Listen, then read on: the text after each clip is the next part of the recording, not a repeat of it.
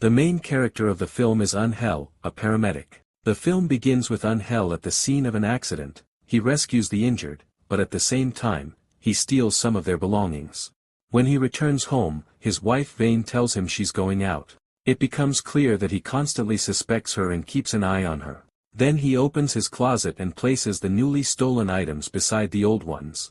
While in the ambulance, his colleague chats with him, but Angel is distracted, watching a video about fertility and paying no attention. Then he receives a call about an elderly woman who has lost consciousness. They rush to help her, but she has already died. Nevertheless, Angel steals her watch and later sells it, keeping her ring, telling the shopkeeper that the items belong to his grandmother.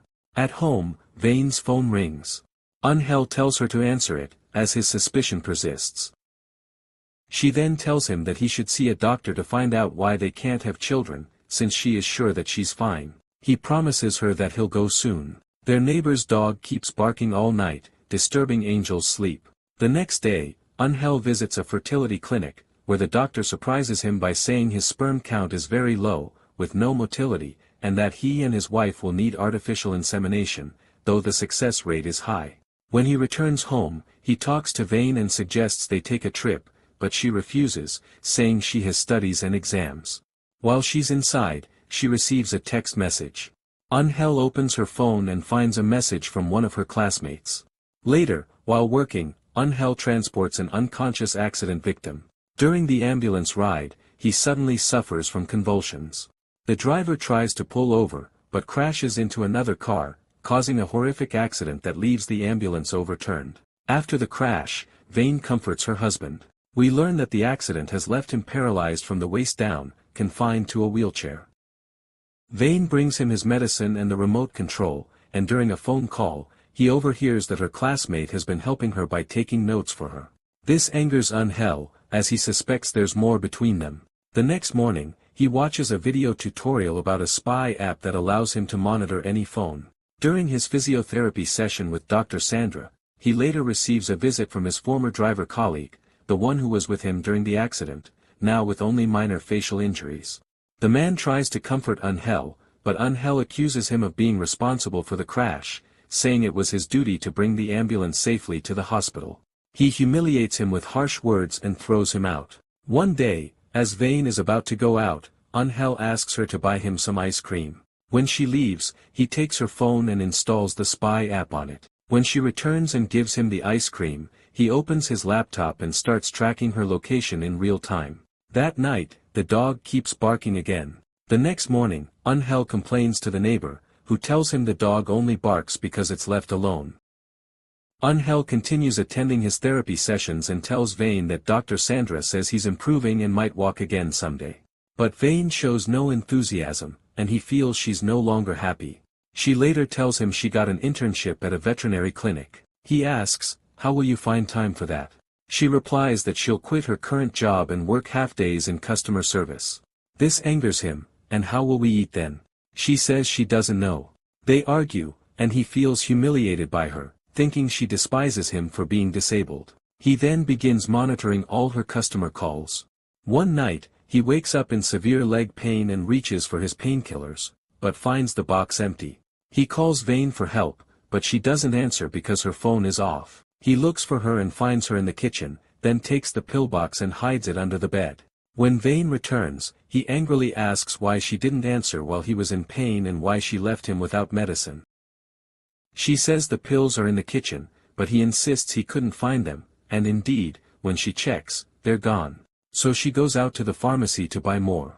The next day, Angel puts pieces of meat laced with small pins outside and quietly calls the dog over so its owner won't hear. The dog eats the meat and dies. While spying on Vane, he overhears a call between her and her friend. The friend tells her she should leave him. Vane says she feels guilty, but her friend insists she go because he treats her badly. When Vane returns home, she finds that Angel has cooked her favorite meal and asks her to wear the dress he bought for her. She puts it on, and it looks beautiful. During dinner, he thanks her for her patience with him and promises to be better. He encourages her to accept the veterinary internship and tells her he's booked an appointment at the fertility clinic so they can finally have the baby they've always dreamed of. Then he goes to take a shower. While he's inside, messages arrive on Vane's phone. She hears the notification sound echoing from somewhere and follows it, discovering that everything she does is displayed on the laptop screen and that the camera is on. Terrified, she quickly gathers her things. Angel calls her from the bathroom, but she doesn't answer. He comes out to find she's gone, leaving the dress hanging. He looks at the laptop and realizes she's discovered his secret. Months later, he resumes therapy. The doctor asks why he stopped coming. After the session, he runs into the neighbor at the elevator, who tells him his wife has died, and that the dog is dead too. Angel looks saddened. On New Year's Eve, Angel celebrates alone in his apartment. Then a dark idea comes to him. He takes a taxi and follows Vane as she leaves work. He's shocked to see she's now with his former driver colleague. He follows them into a baby store and realizes that Vane is pregnant. He goes into a pharmacy and asks the pharmacist for something. The next day, he visits Vane at her workplace. She tries to send him away, but he tells her he came to say goodbye, that she'll never see him again, and that she was right to leave him. His tone is somber and remorseful, and she feels sympathy for him, offering to drive him home. When they arrive, she says goodbye, but he tells her he packed all her things in a box inside the apartment, including her passport. She enters to get them, and he offers to make her a cup of tea, which she refuses, saying she just wants her things. He asks, "Did you forget me that quickly? Have you fallen for someone else?" She avoids the question and insists on her belongings. He tells her they're in the room beside the bed. As she walks in to get them, he quietly prepares a syringe, enters behind her, injects her, and covers her mouth. She collapses unconscious. When she wakes up, she finds herself tied up and unable to speak, as Angel plays a romantic song whose lyrics mean, "I can never forget you." He then locks the door and takes her phone from her bag, listening to the voice messages her classmates sent her. After that, he goes to the seaside and writes a message saying, "I'm sorry, Ricardo. I won't be able to have this baby." He then throws the phone into the water. Angel returns home, turns off the music, and gives Vane a chance to speak. He tells her he met Ricardo earlier that day, that Ricardo sends his regards, and that he told him they're expecting a child, congratulating her on the news. Vane screams, begging him to untie her, but Angel covers her mouth again and injects her with a syringe, knocking her unconscious. While this is happening, the neighbor knocks on the door. Angel opens it, and the neighbor says he heard loud music the previous night. Angel snaps back, "I put up with your dog barking all those nights, and now you're complaining about music?" The neighbor asks if Vane is okay, and Angel replies that he hasn't seen her in months. The neighbor insists, "But I heard screams from your apartment." Angel answers, "Maybe from another flat. I haven't seen her in a long time." The neighbor says, "I saw you two entering the apartment just a few days ago," to which Angel replies, "She came to collect her things and left." Still skeptical, the neighbor says he's sure the noise came from inside. Angel finally says he was with a call girl and was too embarrassed to admit it. The neighbor believes him and leaves. Angel continues his physiotherapy sessions and seems to be in good health. One day, Ricardo waits for him outside his building and asks about Vane, confessing that he was in a relationship with her. Angel denies knowing where she is, pretending to have stomach pain and saying he'll be having surgery the following Tuesday, before going back inside. He wakes Vane, now untied, and she's shocked, but realizes her body is paralyzed. She asks what he did to her, and he calmly tells her it's only a temporary partial anesthesia. She tries to move, but her body feels heavy. He plays romantic music and enjoys watching her suffer, completely helpless before him. Meanwhile, Angel receives voice messages from Ricardo, demanding that he answer or call back, threatening to go to the police if he doesn't. Angel ignores him. During dinner, he tells Vane that he wants to name the baby Angel if it's a boy, and that she can choose the name if it's a girl.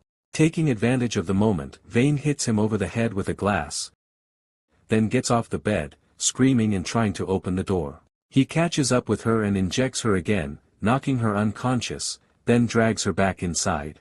Moments later, the neighbor knocks again, this time angrily threatening to call the police, saying he's sure the screams came from Vane. He notices the wound on Angel's head and asks about it.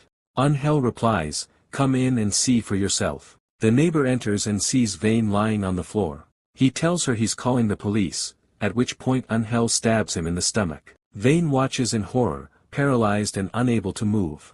Angel then calls someone, saying he urgently needs his help. When the man arrives, Angel gives him money and gold, saying, "We need to clean up the place." The man carries the body in a box and takes it away. Some time later, there's another knock. It's the police. They tell Angel they just want to ask him a few questions. They ask about his relationship with Vane. He replies that she was his wife and they lived together but aren't anymore. Then they ask, "Do you know Ricardo?" He answers, "Yes, he was my colleague." It turns out Ricardo was the one who reported the case to the police, saying he suspected the message he received wasn't really from Vane, especially since they were expecting a baby. The officer asks, "When was the last time you saw her?" Angel replies, "A week ago, when she came to say goodbye before leaving for France." When asked if he knew about her relationship with Ricardo, he smiles and says, "Yes, and I'm happy for them." The officers finish their questioning and leave. After they go, Angel takes the key from Vane's bag and goes to Ricardo's apartment. He stabs him repeatedly, pours a strange liquid into his mouth, and says coldly, "Don't worry, I'll take care of the baby." In the next scene, Angel has bought a crib for the baby. He wakes Vane, who tells him that she and the baby will die if things go on like this. He calls her to lunch, and she comes in, also in a wheelchair. He tells her to eat and points to the baby stroller he bought, saying how beautiful it is. She replies softly that it's lovely. Then she goes to the bathroom and asks him to close the door. After he leaves, she secretly turns on the water tap and pulls a nail clipper from the cabinet. That night, she develops a fever. Angel tells her he'll go quickly to the pharmacy to get her some medicine and covers her mouth so she can't scream. As soon as he leaves, she pulls the clipper from under her clothes, cuts her restraints, grabs a screwdriver, and uses it to break open the door. She unlocks the main door and tries to escape down the stairs, but at that very moment, Angel arrives. She runs, and he chases her. They struggle and both fall down the stairwell. She pushes him away, and he falls from the upper floor to the ground, his body shattered. She breaks down in tears, sobbing hysterically over what just happened. After the fall, his body is completely broken. The doctor tells him he didn't know Angel even had a girlfriend. Then Vane appears and says to him, "I'll be the one to take care of you. Come on." She wheels him away to the tune of the same romantic song, "I Can Never Forget You," that he used to play for her, but now she hides within her a deep desire for revenge. The film ends on this chilling note. If you enjoyed the movie, don't forget to like the video and subscribe to the channel so you don't miss any new uploads.